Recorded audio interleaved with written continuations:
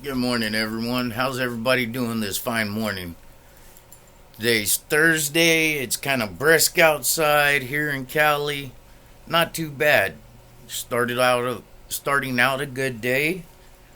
Um, just want to go over a couple things. We're gonna do a pocket dump, and then I dug out a couple of items from one of my totes that has a bunch of my old junk in it. It's about 15 between 15 and 18 years old, with pretty old, but it's got a bunch of my old nostalgic stuff, clothing, crap like that you just kind of store away. Anyways, let's get into our pocket dump.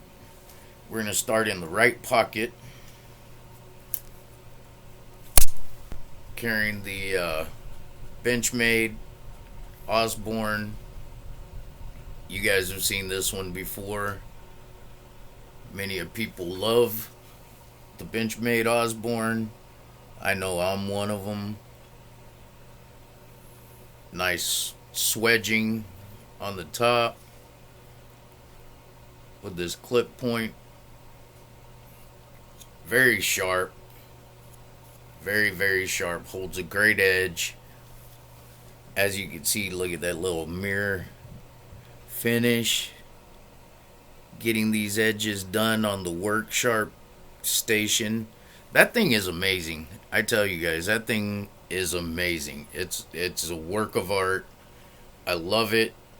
Um, I have a couple of gripes, I guess, about it, but otherwise, I love that thing. When it comes to sharpening your knives on this unit, let me grab it right quick.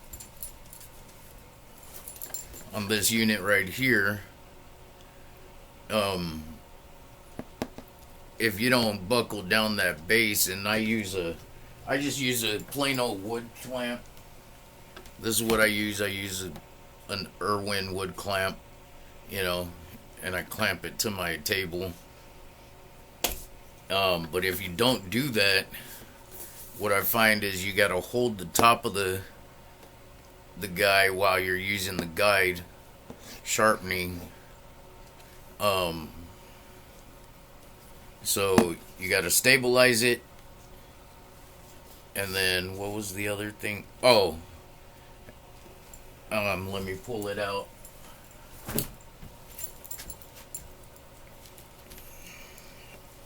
Let's get this guy out of here. Okay, so that's the right pocket the Benchmade is what we're carrying. And then we're also toting, of course, one of my very own pocket slips with a basket weave pattern. And inside that slip, we're carrying the medium Stockman in the amber bone. Alright, and I got the same edge. If you could see there, it's got a beautiful edge on there. But my other gripe on that setup is because when it pinches your knife like that, and then you do your sharpening. Well, on our Stockmans and Trappers, they've got the slightly thinner with blades, and so when you pinch it, it where the mechanism is pinching, you kind of can't get that portion of the blade, and that's one of my gripes. Other than that, that work sharp station is beautiful. It puts a beautiful edge on. Um, and the other thing is, I tried yesterday because I worked on this one. I tried to pinch the body in order to sharpen my edge. So the drop point right here was sticking out, and I had this in the little vise portion, and I was trying to sharpen it, but it won't pinch down on the body good enough because the vice portion is a V, so it's meant to pinch your blade. The other thing I did on this, I don't know if you guys recall, is it had a bent blade. It had a good deformation in it, and then the tip also, it looked like an S. Literally, it looked like somebody stuck it in something, started tweaking the tip, and then so they went in deeper and then bent the rest of the blade. So it had a nice S bend in it. So I stuck it on the anvil portion of my table vise and took my rubber mallet to it, because at the beginning I was gonna send it in to get the blade warrantied out. I was gonna pay the $30 and just have them replace the blade with a new blade. And the more I kept thinking about it, because the blade they were gonna install on this would be a new year. It would be a 2024 or 2025, whichever blade they're gonna throw in there, a 2024 or 2025 blade. And to me, I felt like it would throw it off. And yes, I would have me a nice new blade that wouldn't be bent, and it would perform great, but I would lose what this knife actually is, and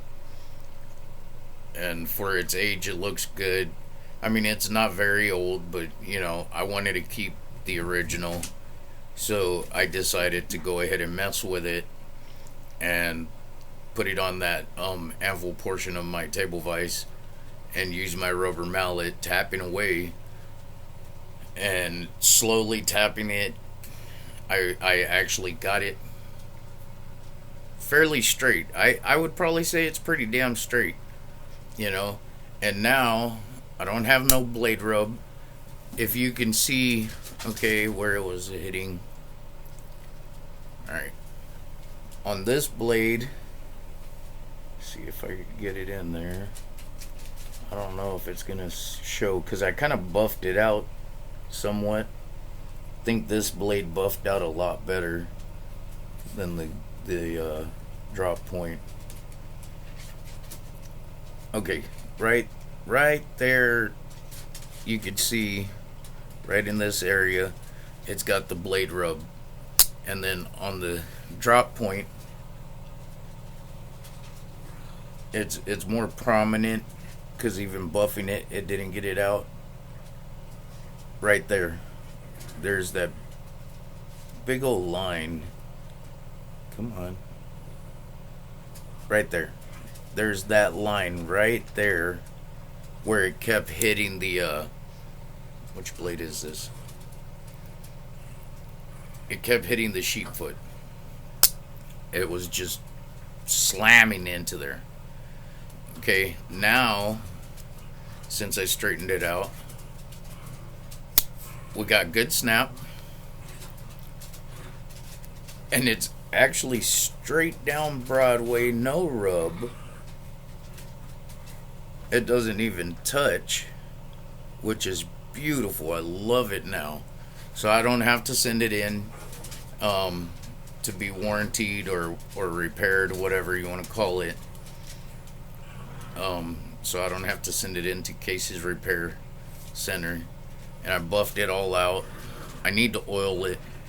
I need to oil the pivots. But I buffed it. Gave it some love. So now I'm going to start carrying this Stockman. Alright. But yeah, that was my only other gripe was, one, you either have to hold down the work sharp station or put a clamp on it so it'll function properly.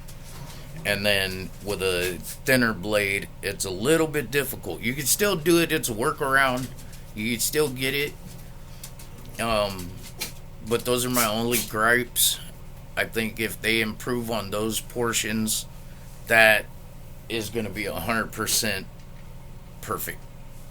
Right now they're at 90%. It's a great system. All right, along in that pocket, I got a Bic lighter. You know, you need fire. You never know.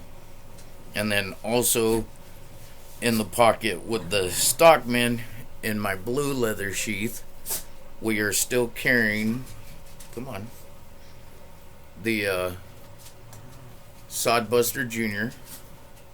I've gotten a little bit more patina on there, cutting meals. The only thing I kind of dislike, I'm getting that charcoalish and then black spots on there, which are fine, but it kind of has milky tones, which kind of looks a little funky.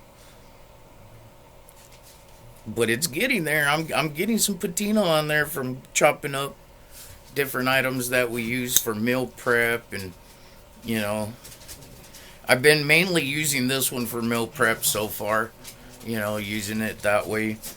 Because I don't want to cross contaminate things. I mean, yes, I could wash it, and I do wash it, but sometimes I cut items inside of engine bays, and you know, I don't need a bunch of grease on there and then transferring it to food.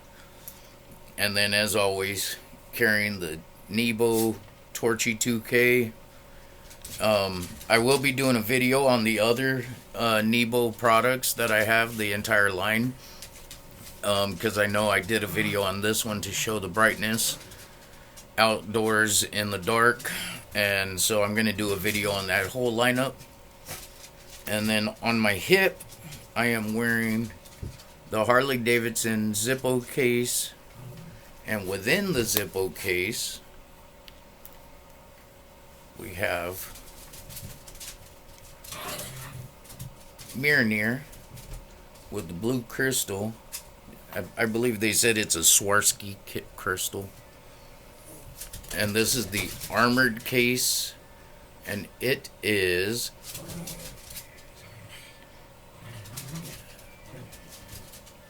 from July of 2000. I mean, not 2000, July of 2020. If you could see it right there. The G is July and 2020. Works beautifully for strike. Odin's hammer. Alright. And then I am also carrying on my right hip, I'm carrying the Baron Sons Folding Hunter. Love this guy. I need to get me more folding hunters. I really do. I need to pick up some more folding hunters. I'm carrying a lot of knives on me today. Yeah. And knife enthusiast problems, right? Anyways, into what I dug out of my tote that's been sitting in the storage unit or storage shed out back for about 15 to 18 years. And this is very nostalgic. One of my old belt buckles. When I thought I was super cool. It holds a Zippo. It holds your standard Zippo. I try to put Thor's Odin's hammer inside of it, but the Swarovski crystal hits the point of the star. But if you have just a standard Zippo, this one's not a Zippo, it's a knockoff that comes in the belt buckle. But if you have a standard Zippo, it fits into the belt buckle, which is pretty cool, so you can carry your Zippo in the belt buckle. Standard buckle, you put your belt on there, just a little notched point to clip it on. But it's really cool. It brought back some ideas and everything and memories. It's a cool buckle, you know, not my style anymore. When I was younger and thought I was super cool, you know, I got it. Actually, I got two of them that I pulled out. One is still in the plastic wrap that it came in when I purchased it. And then this one that I used, you know. And then way back, I used to actually carry these to use when I was a bouncer at a nightclub. And of course, as everything else in California, everything's illegal. These are illegal. They're also illegal to possess. They're illegal to give away. Um, Illegal to carry. You can get either a misdemeanor or a felony, depending on what they're feeling like. Um, you can face up to 3 years in prison, along with a $10,000 fine. So these are just actually they're gonna go back into the tote, and I guess they're just gonna hang around for like a wall ornament, pretty much. But they're gonna go back into my tote. Uh, Knuckle dusters. California makes everything illegal, but these used to be a great tool, great self-defense tool. I don't mind them because honestly, criminals have advantage over us. They have illegal weapons. They have bigger weapons that are automatic compared to what we have. So I feel like the standard law-abiding citizen defending themselves, defending their family, should be able to have every advantage possible. But, knuckle dusters are illegal, so these are just going to go right back into the tote that I dug them out of. I don't carry them. Once upon a time, when I was young and dumb, not sure when the law went into effect that they were illegal, but I was young and stupid and thought knuckle dusters were cool, and honestly, it was an easy carry. I threw them in my back pocket, and when getting into a bind, I'd slide them out and give them one right on the kisser. But yeah, the knuckle dusters, don't carry them. It's a bad thing. Now that I'm older, I mean, I believe that you should defend yourself, and I believe you should take an advantage of every situation if possible. If a situation arose where you needed to defend yourself or your family, but being that it's illegal, I'm not saying to break the law, and I wouldn't break the law either. And you can do a lot of harm with these. So honestly, I would kind of feel bad even hitting a criminal in the face with them now. But yeah, those are just a couple things that, because I'm in the middle of losing weight for my health, and so I was going through my old totes to find some clothing, that I may be able to fit into now in the sizing down process. And I thought it was really neat coming across these items. I mean, if any of you guys want to trade for one of these, I'll be up to it, because it's not my style anymore. And since I have two of them, I will trade away the new unused one, and hold on to the used one, unless you want them both, or two people want one each. I don't care. It's not my style anymore. It was just very nostalgic coming across it. It brought back a lot of memories of me thinking I was cool, walking around with a neat little belt buckle and being able to snatch out the Zippo. And this knockoff Zippo does work, because I used it quite frequently, because it was like, oh yeah, pop out, you need a light, thought I was a cool guy. Anyways, I think that's it for today. Let's see, did I cover everything? I mean, you guys don't want to see keys, you guys don't want to see a wallet.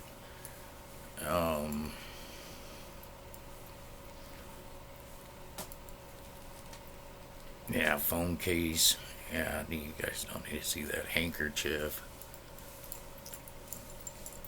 Yeah, that's everything I'm carrying today, and those are a couple items that I found in my totes, and they're gonna go back into my totes unless, like I said, I mean, the knuckle dusters. Obviously, I will not trade them out or anything like that. That's I'm not gonna break any laws, so those are gonna go back into the tote. But the belt buckles, if hit me up if you guys are interested, if that's your thing. Um, it, but either way, they're gonna go into the bucket, and let's see. Like I said, I'm gonna do a video on the whole Nebo lineup. I'm currently working on cleaning a fillet knife, repairing the tip on it that I picked up for my fishing kit. And then I am working on a leather sheath for the fixed blade Colonial. So those will be in upcoming videos that I will have for you guys. And let's see, what else was I wanting to cover? Oh, are any of you guys interested in razors? You know, shaving razors. I got a nice collection because I like to collect them and use them. I daily shave with a single edge razor, and then I also shave. Well, technically, it's called a safety razor. Um, and then I use a straight razor as well. I believe I've shown in a video in the past. I've shown my two uh, straight razors that are also collectible, and then I also have the disposable type of straight razor. That one's the one I mainly use, and then every so often I'll pull out my two Solon Germany straight razors and use them and strop them, you know, and clean them up because you do got to protect them and clean them up. Anyways, if you guys are interested in that, I'll do a video on my entire collection of safety razors and then my three straight razors so far. You know, because they are kind of pricey. They've gone up there, even though not that many people use them. But I love to create my own foam. You know, with my shaving soap. I get my nice thick lather with my brush and everything, and lather up. Go to town with my safety razor, and you know I enjoy it. That's my piece right there. That's my time. Um, but yeah, let me know if you guys are interested in seeing my collection of razors, because I do enjoy collecting them as well as I do pocket knives and Zippos. Let's see. I think that's all the updates. I think that's all the updates. Um, you guys have a blessed day. Hope you guys have a wonderful day. You guys take care. Wicked Blades out. Peace.